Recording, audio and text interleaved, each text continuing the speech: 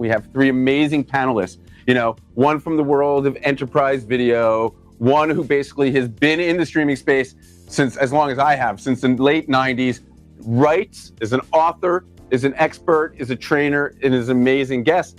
And then another one is Dan, who's part of INXPO, who basically, this technology you're watching, it all came from. If you think about how the industry has changed and how we're consuming content more and more on the go, on demand, at our fingertips, whenever we want it, technology is definitely needs to be compatible with that device. Flash doesn't work on mobile devices. It has low performance ratings, and it's also a lot of security vulnerabilities. IT teams don't like it. Network guys don't like it. Hackers love it. So there's definitely going to continue being a change towards HTML5, but there's so many other benefits that I'm sure we're going to be talking about. But I'll send it back to you there.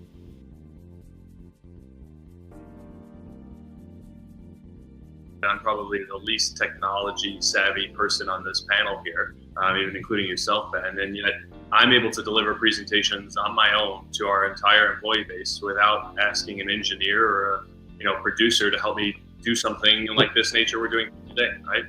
So I think what you're starting to see is the different types of use cases for where video and communications are going to be going is going to accelerate dramatically faster as the tools become simpler and simpler. But I also think a lot of it has to do with the consumer. If you think of the way content is consumed today, we have content so available at our fingertips. We want it now, like I was saying before.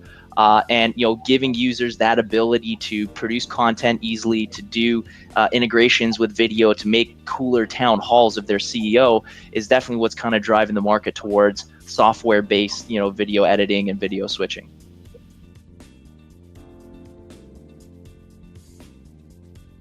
What we're able to do with content nowadays and how we're able to syndicate it to numerous different platforms and increase our brand reach and try to have more people watch it, because in the end, as marketers and communication professionals, that's really the end goal, is to have more eyeballs on your content. A whole generation of people that are not learning video, they just come to expect that that's the way in which people are going to communicate. So at the same point in time, you have marketers, for example, that are investing huge sums of dollars on their social presences, so Facebook sites, Twitter, YouTube.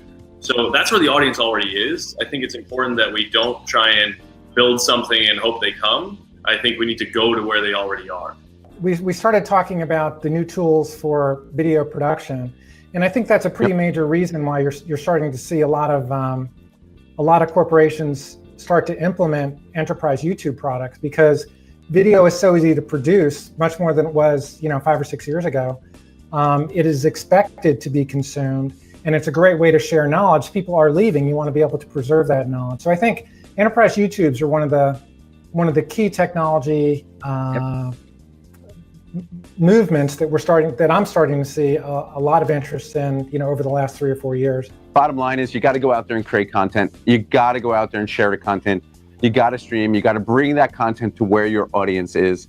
There's never been a better time to stream. Bandwidth is there, technology is there, content's king again. It doesn't have to be 45 minutes with slides and video and Q and polling. Make your programs different.